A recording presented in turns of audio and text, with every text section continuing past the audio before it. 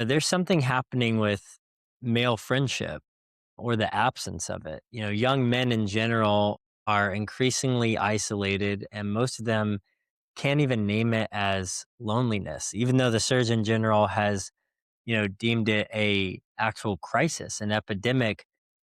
It's unfortunately become very normalized among young people. From where you sit, why is this so difficult for young men to build the kind of deep and connected friendships where they're actually known?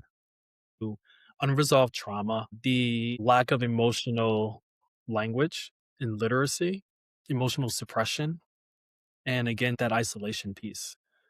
We can't ignore the fact that, yes, it's 2026, but 6 years ago, the world was shaken to its core.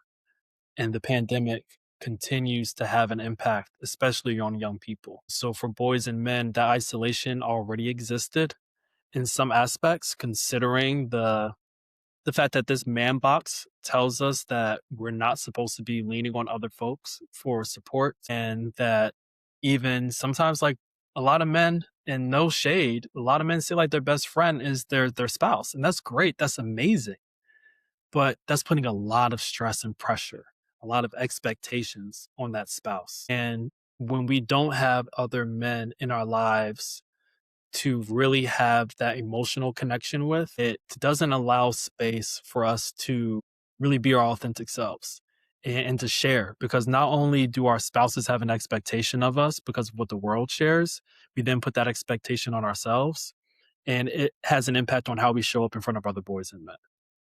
You ask your friend, yo, how are you doing today? I'm good.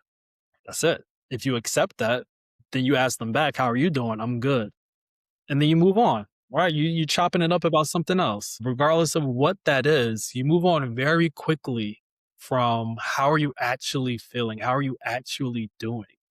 And so when you're not allowed to show up as like your whole self, and you're putting on this performance that you're okay and that you have it together, you have a superhero cape on, it doesn't allow you to really have those meaningful connections. And you could be in a room full of people, you can be at a family event, and you can still feel very alone because no one has an understanding of the emotions that you're going through, the trauma that you've experienced. And so, like, that isolation really has a big impact on our ability to practice vulnerability, and if we're not able to practice that, we're not going to move on beyond the I'm good.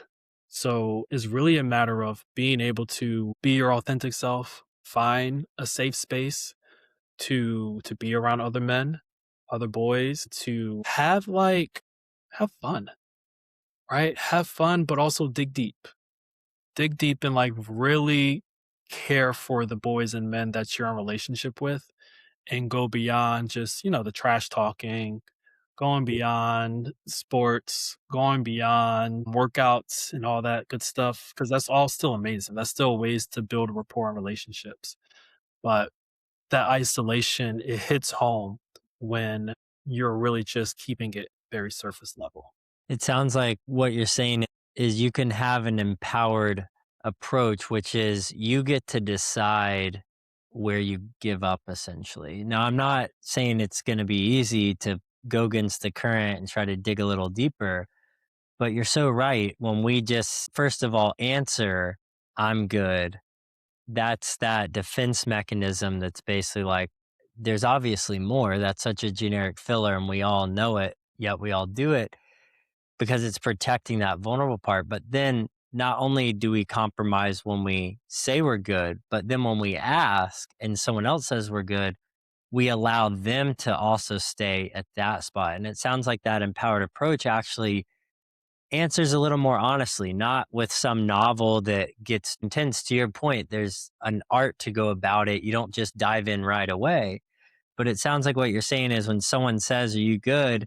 Try to say, what would be a little bit more of an honest, insightful answer that would give something a little more true about who I am and where I find myself today?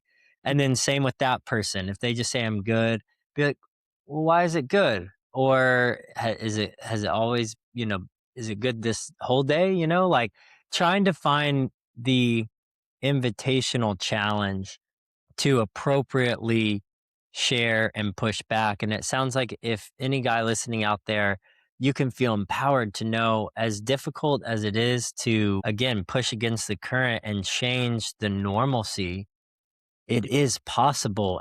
And usually all it takes is one, as we both know, both I'm sure in our own male friendships, but also being around young men, we all crave it. We all deep down have this such a sincere desire to be known and to know others, to be dignified in who we are is worth sharing about, and also to be dignified in the capacity we have to hold someone else's sharing about them. And that first kind of trend, not trendsetter, but whoever can break through, it sounds like if you're willing to do it, it really will make an impact. Yeah, it has such a big impact. And, you know, you're not building friends just to collect them like Pokemon. That's me going back into time. You're not collecting friends. Like you really have a meaningful connection with them. You really want to see them doing good. No one wants to see their friends down and out. Nobody wants to see them bad. But if we can acknowledge this epidemic that you shared, that we know is happening, and if we can acknowledge it, we have to have an understanding that one of our friends is going through it. And if you have it within your capacity, search for them, figure out who it is, call it out, name it, do it in your own words. Like, yo, are you really good though?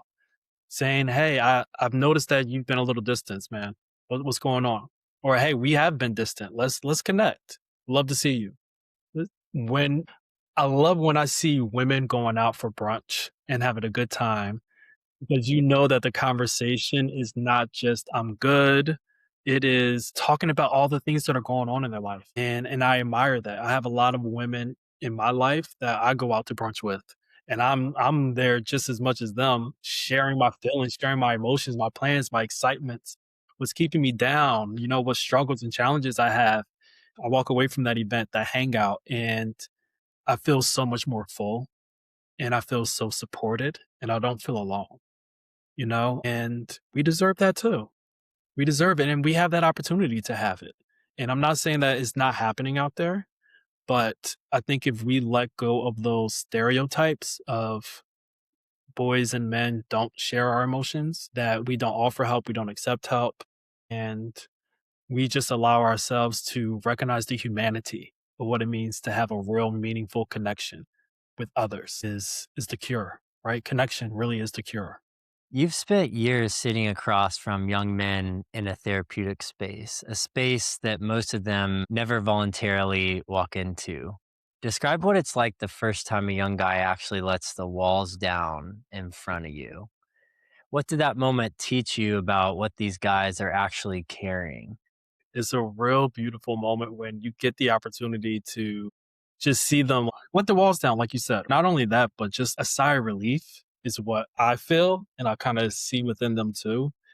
It's a matter of understanding that they've been carrying a lot and holding on to a lot that they haven't really been able to find someone that they feel safe enough to be vulnerable with. And it makes me really im- what's the word I'm thinking of? I'm really humbled by it, right? I'm really humbled by the way I can show up as my authentic self, which kind of took me a while for not necessarily individual therapy, but specifically like with group therapy with boys and men who identify as male to recognize that showing up as I am allows them to show up as they are too. And modeling that is such a beautiful relationship that you get to build. It starts off with just remembering that it's all about rapport building for us as boys and men, shooting the breeze, talking about things that like, don't feel so vulnerable, and just understanding that that's the way to build that trust, building that trust with a man who doesn't want to be in that space. Like you said, sometimes they're pulled in, they're dragged in, kicking and screaming. It might be mandatory for whatever reason it is. I've worked in high schools majority of my career. And, that's something that would happen if someone was referred for a behavior and action. Maybe someone is going through such a situation in life and their counselor, their teacher's recognizing it, and someone who cares about them is sending them into our office spaces and really meeting them where they're at is like the most important piece. And then it's like asking them these questions in a way that they'd never really been asked before, or allowing that space for them to just talk by asking a simple open-ended question and sitting in that silence. How often is it that boys and men have an opportunity to just sit in silence and their voice is welcome to be loud and boisterous, to be vulnerable, to really go beyond just saying, I'm good, you know? Like, okay, you're good, but what does that mean? What does good actually mean to you? And not allowing them to escape by just saying, I'm good. And just, okay, well, let's move on to the next topic. And, is again, it's a real honor and a privilege to be in that space. And I don't take it for granted. So when I'm hearing them actually open up for the first time, what I'm hearing them carry is a lot of trauma, some suppressed emotions and experiences that they didn't feel safe enough to share, and that lack of emotional intelligence, right? They were never really taught what emotions they're feeling beyond anger. That's the secondary emotion, as you know. And so being able to dig deeper than that is such a pivotal moment in them being able to understand themselves better, because we call this thing the man box at A Call to Men, which is the collective socialization of manhood. And it's all these things that society has taught us, been passed down from generation to generation, what it means to be a man, how you should think, how you should act, the behaviors that you should have, and how you show up for the world and for other people in your life. And they're carrying a lot of just that shit. They're not really having the opportunity and given that space to figure out who they are authentically, and not really given the space to share their experiences and work through them with somebody and feel validated in what they've experienced and their emotions that they've had. There's been times when I was able to like identify like, yo, what happened to you was not okay. And you didn't have to just pick up the pieces and keep it together as though you are a man. Speaking about, me being in high schools and middle schools per se, you don't have to be a man at this young age. And I encourage you to seek help and to continue to talk to people and find other trusted adults or just your friends to talk about these experiences. It's a real beautiful moment when you can see them like take that armor off and being able to understand like, hey, this is not all on me, and it's okay to ask for help. Because that's another thing the man box tells us. We don't ask for help, we don't accept help, and we don't offer help to others. And it just really creates this isolating experience of life. Speaking of trauma, come up with this concept that trauma makes you the victim or the hyperhero, and it either uh, makes you cave in and essentially believe I can't move forward. I need everyone to do things for me, or kind of it sounds like the use case you often see, which is I had to grow up too quick. I don't have time to be emotional. I don't have time to rely on others. I don't have time to enjoy life. The job is just to take whatever responsibility I'm given and grow up. And yeah, I'm curious how you help those guys undo that archetype or start to address it. It sounds like validating their experience as being as painful and negative as it was is the first step. And then after that, they obviously don't have the clinical or professional language that you have. So, what's that journey like to help a guy to start to understand, hey, not only was that not okay, but this role that you're playing, you don't have to. And here's the process of maybe playing a different role. I go back to the basics. I really break it down to saying like, who are you?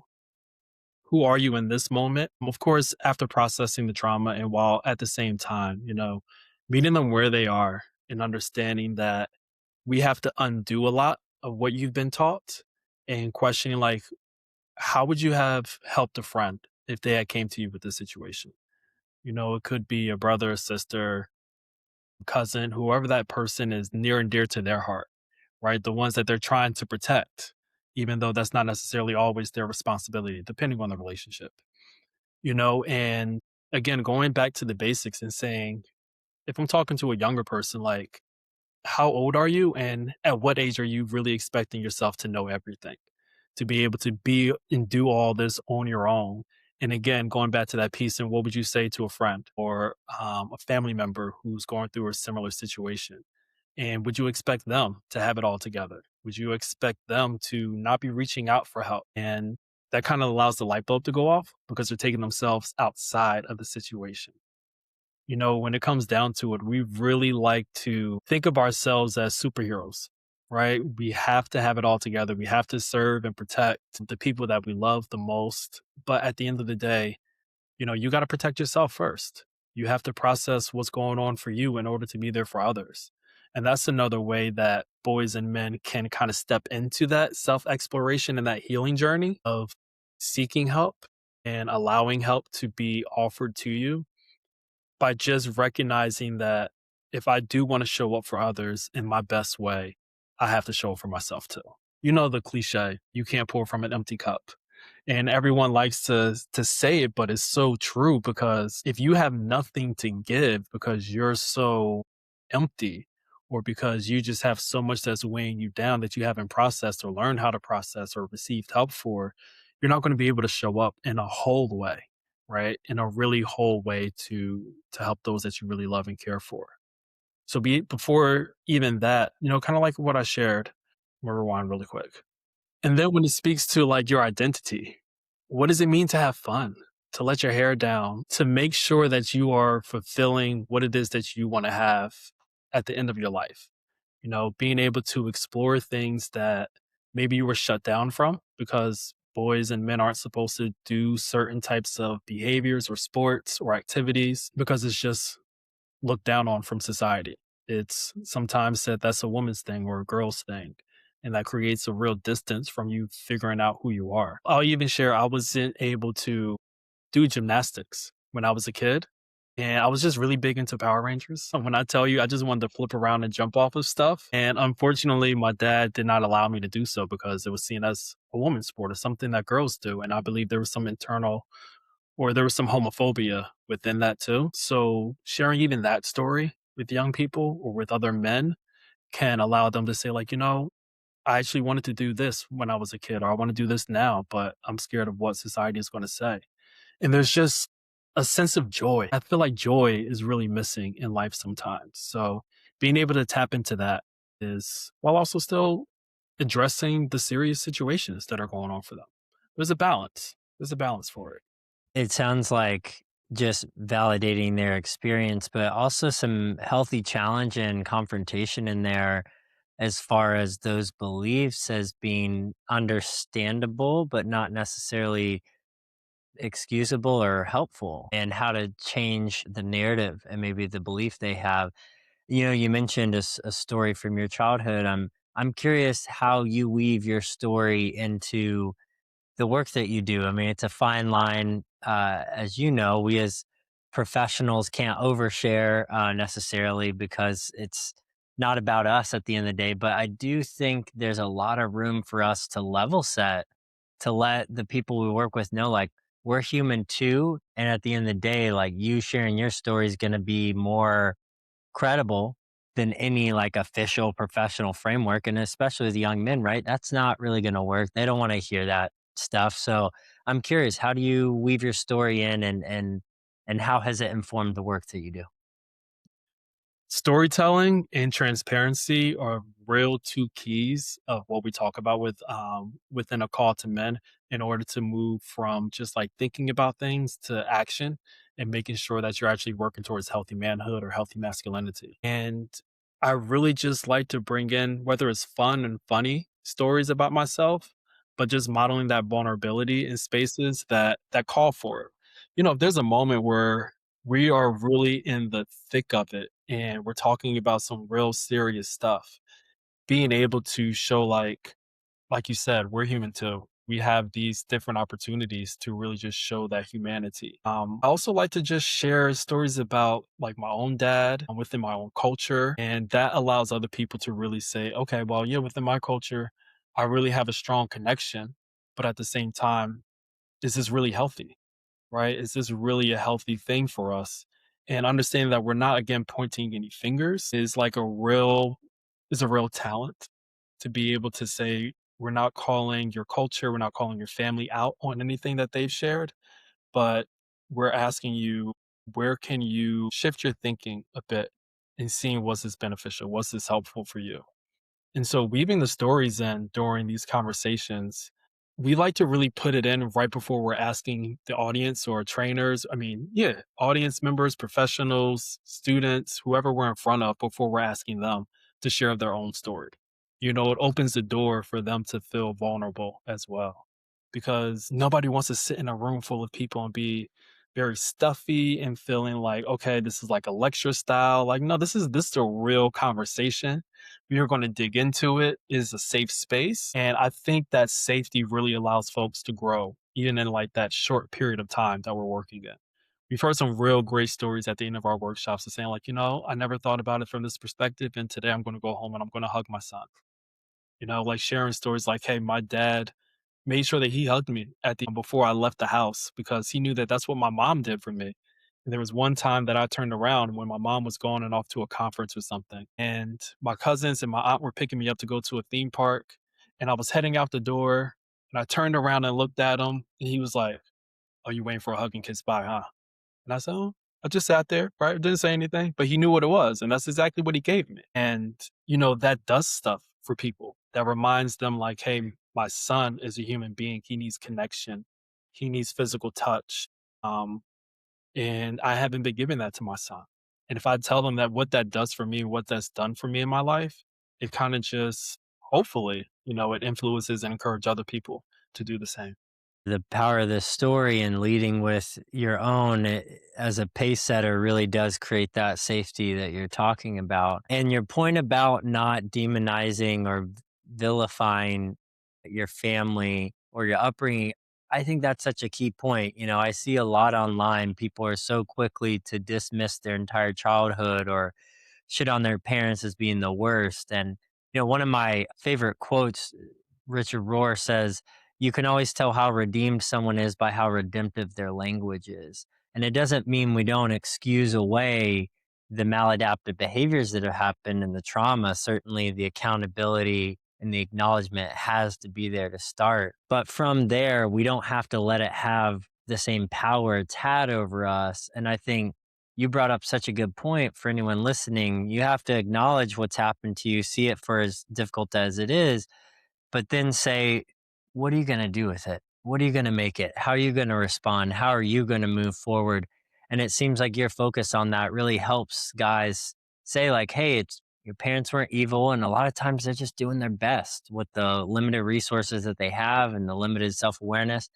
We're not going to excuse that away, but let's just give them some compassion. But then say, okay, if you were to now have full control over every decision that you made, how do you want to integrate that past to help, decide and influence, how you move forward? And so I appreciate you mentioning that.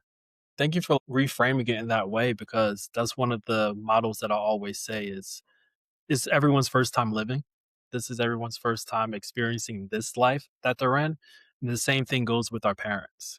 And I really love to say leading with empathy is a way that I live my life just by the fact, even with strangers and what goes on for them in their lives, and especially with my family members and friends, like really lead in with empathy. And it gives you just more space for joy, for release in some sort of way. If someone has caused you harm, leading with empathy is a way to kind of move past that. But of course, in your own time, in your own process, you just got to have so much empathy for them and forgive them. It's just a matter of like, okay, now what are you going to do with that so you can grow and you can heal in real time?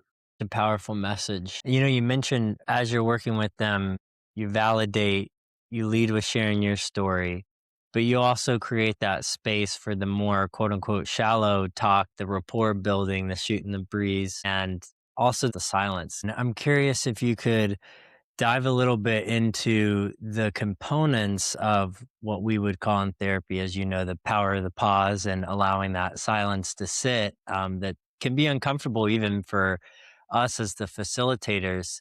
And then as far as the rapport building, walk us through, how do you build that rapport talking about those less vulnerable topics? And then how do you allow yourself to really sit and trust the silence? Can you speak to how those tools are used in the work that you do then? With the call to men, we love to call boys and men into the conversation. And as a therapist, it's easy for me. because that's what we're trained to do. It might have taken a little bit of time, right? I'm not perfect. But at the same time, like, hey, this is something that you're not going to escape. This is the experience that you have. And it's important for you to really sit with this information that we're sharing with you and doing something with it beyond just taking it in. Like, really sit and process it. Think about what it is that we're sharing with you and how does it relate to your own life, to the lives of the boys or men in your life as well, especially those who are like raising you or role models to you, and having an understanding that giving time for people to process is really crucial in this time, in this moment, especially because of the fact that we're up against social media and everything is so fast paced, right? You're intaking so much information at once that we're not allowed to really sit and rest for long periods of time. And we're really intentional, like you said, about that pause, about the space there.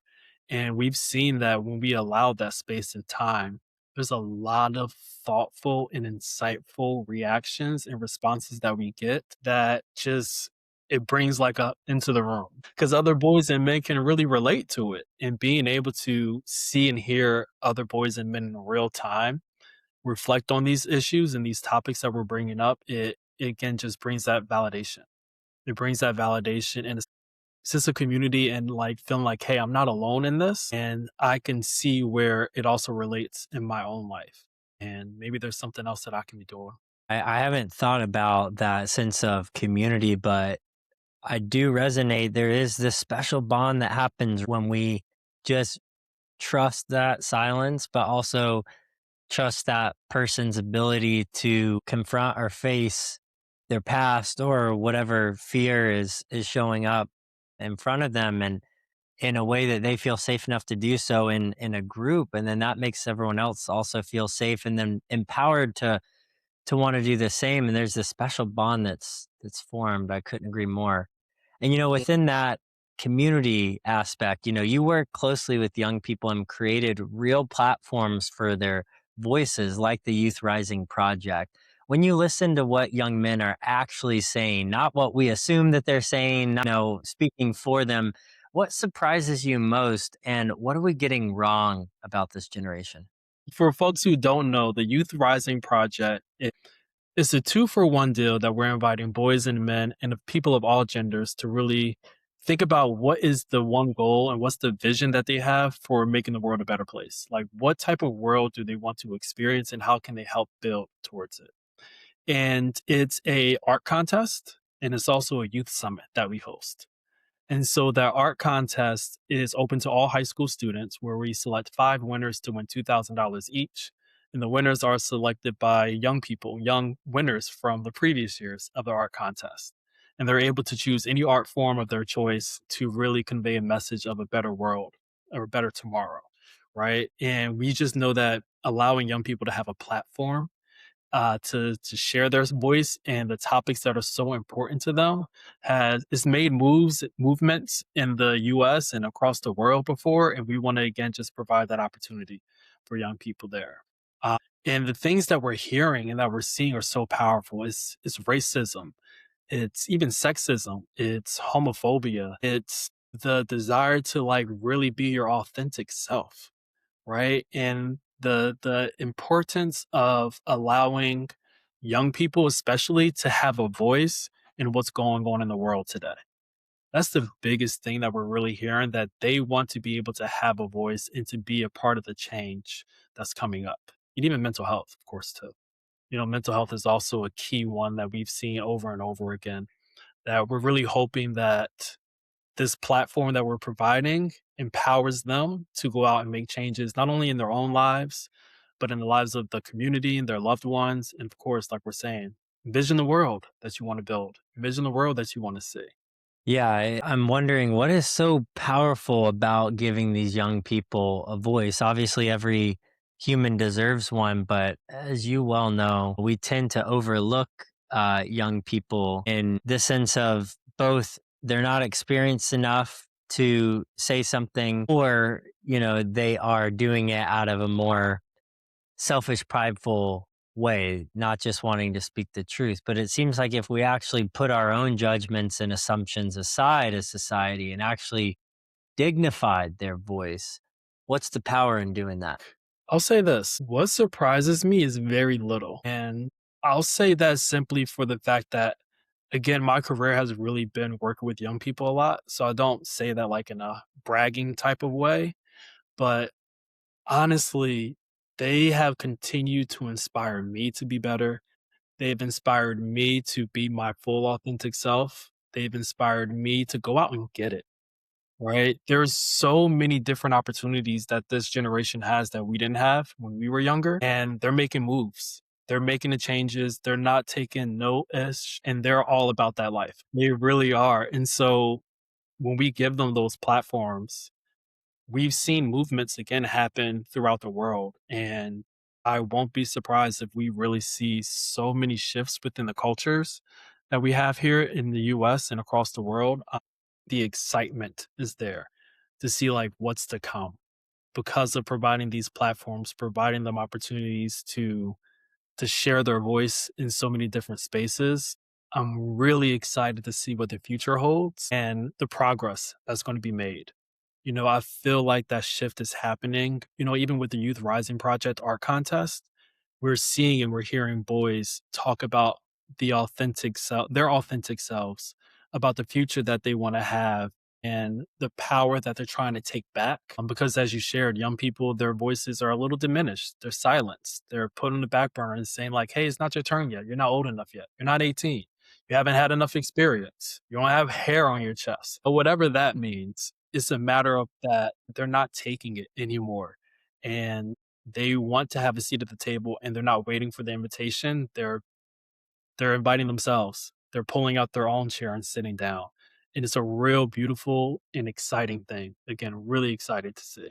I mean, I get excited hearing that. And I think, I don't know if you feel the same, but it's like when you work with a therapy client and you see that they're stuck by some past experience or limiting belief, and you see them face it and say, like, I'm not going to live like that anymore. And then you can see the shift energy wise when they start to believe and see the potential in life or the potential that that situation could change, that they don't have to be bound by the past. And it's so intoxicating.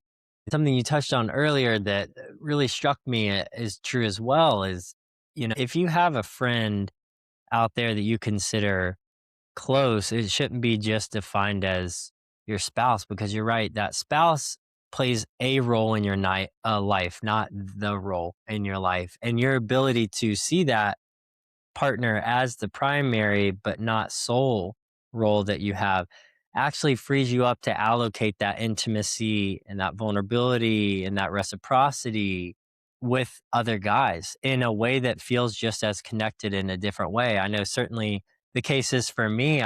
There's a certain way I express who I am as a person and can share about the issues in my life. I mean, especially if they're related to the person you spend all this time with, you know, with my friends, to be supportive and to alleviate that. And that's, I think, the call to say it's not normal to just have your best and only friend, essentially the person who knows you well, let's say, to be just your spouse. It should be allocated.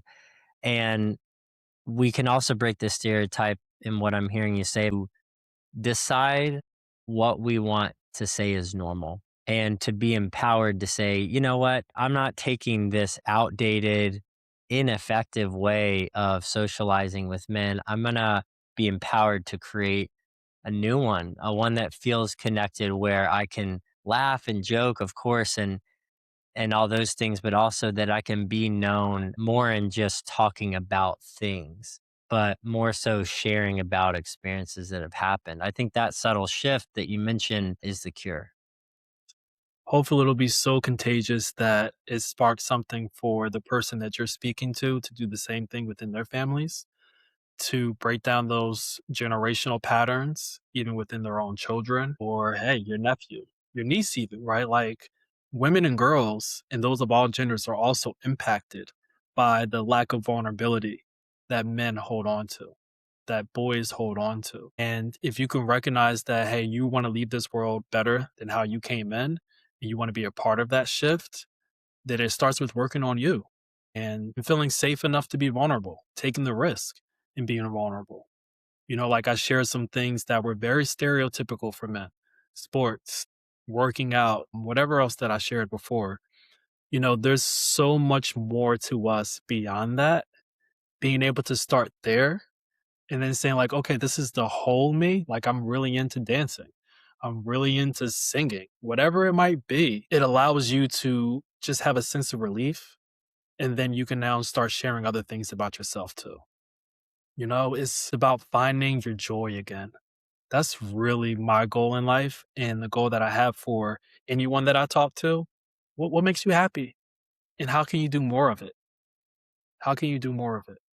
And if you have some things that are like in your head that you consistently ruminate on, or trauma or past experiences, or just emotions in general that they weigh you down and they keep you heavy. And being able to find those joys allow you to let go of it and hopefully allow you to say, like, okay, now I have the space. Now I have the capacity to also share what else has been going on for me. I think there's so much power in that word joy, and I've appreciated you continuing to weave that through in our conversation because, so many, especially young men I talk to, they see life like a jail sentence, just very serious and very like, I got to always be looking to the next thing to accomplish or protect or provide for. And, all those things are important. It's not that we should be careless with life, certainly, but I think what you're getting at in the joy component is living into the potential of what could be, that you don't have to rationalize, that you don't have to overthink, but you can actually just be present to, that you can be grateful for.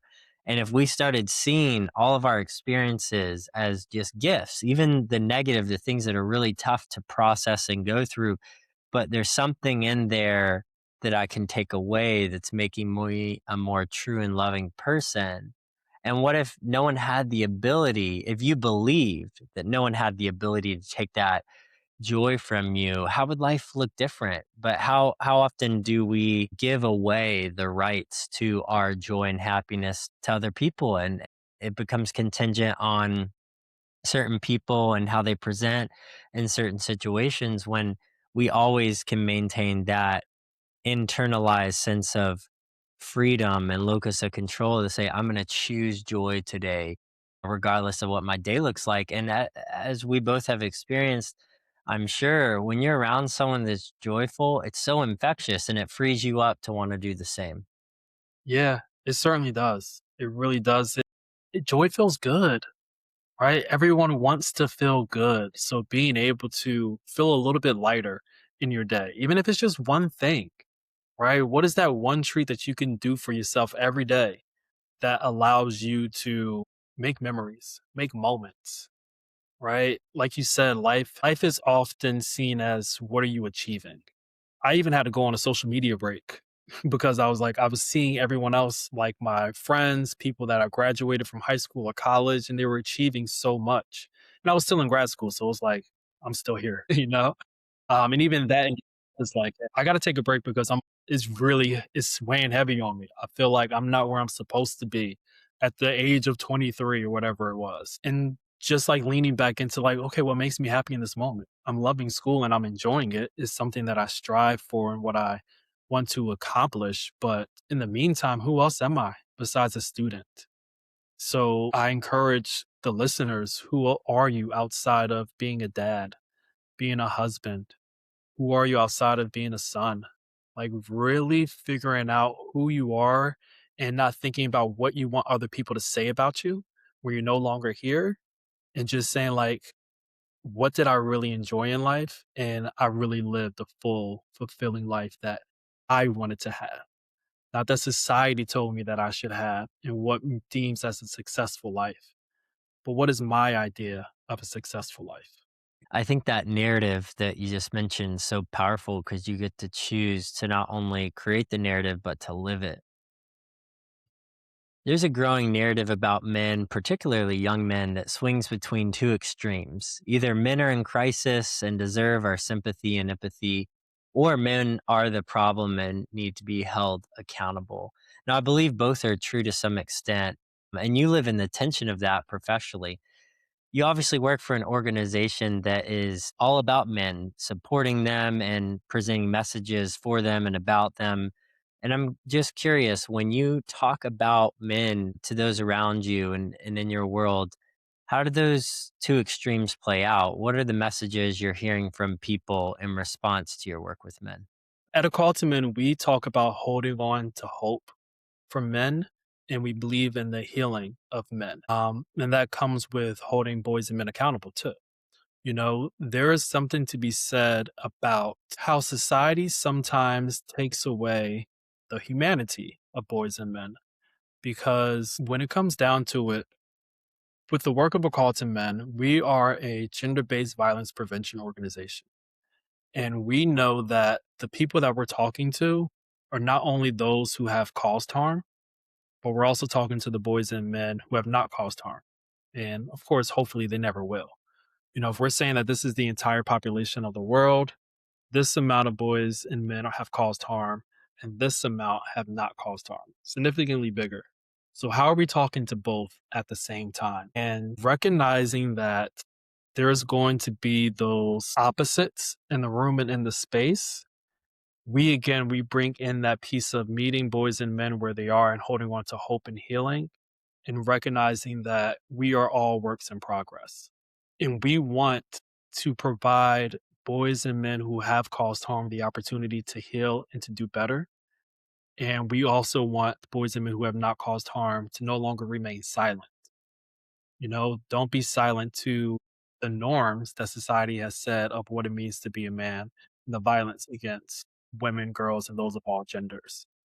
And when we're in the space, we're hearing real stories from people who have been hurt by men, and we're not invalidating that, you know? We're not invalidating it, and we want them to recognize that for people to heal and for the world to be at a better place, we have to make sure that we're acknowledging that boys and men have also might have been harmed and that they haven't had the space, they haven't had the tools, the knowledge, or the support to heal themselves. And we know, again, the cliche term, hurt people hurt people. And we also know that people who have been hurt will never cause harm. And we also know that people who haven't been harmed will cause harm. And so we like to say like two things can be true at once, like you shared. And so being able to hold those things with both hands very carefully and again, not pointing fingers, but inviting folks into the conversation and sharing their stories is such a powerful moment and such a powerful energy in the space when we know that the story is in the room regardless of what you can think of in that moment, regardless of what topic you're speaking about, that story is in the room and it deserves to be honored and it deserves to be held with care. And so being able to do that is such a honoring experience and we really love to again allow everyone to share their stories because then it just provides space for folks who have been harmed to see it from a different perspective and folks who haven't caused harm to hear from other folks who have been harmed and seeing how important it is for us to really be the megaphone, right? To be the megaphone and talking about if we want violence to end in this world, men and boys have to be accountable for that change. And so we have to be in spaces with boys and men of all walks of life.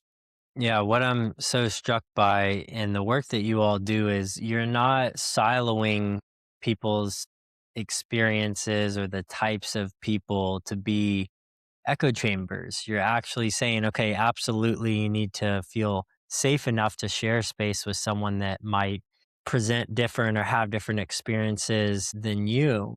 But assuming that there is that safety and security there, it's actually in that shared space that each person heals and learns and grows closer. And in a world where we are just so divided on so many topics and levels, I think the work that you all doing is so meaningful because it's essentially saying my story matters, but it's not the only story.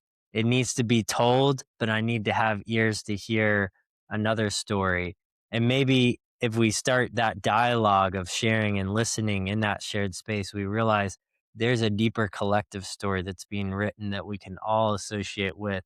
that we all know pain and letdown and forgiveness and redemption and suffering and healing, and to different degrees and in different ways, absolutely. But at the end of the day, our ability to come together and share that space in that way, and you all to model facilitating that only helps hopefully empower those people as they go out into the world that isn't safe a lot of times and is judgmental and divisive, to actually create that world externally that they find internally in the work that you do.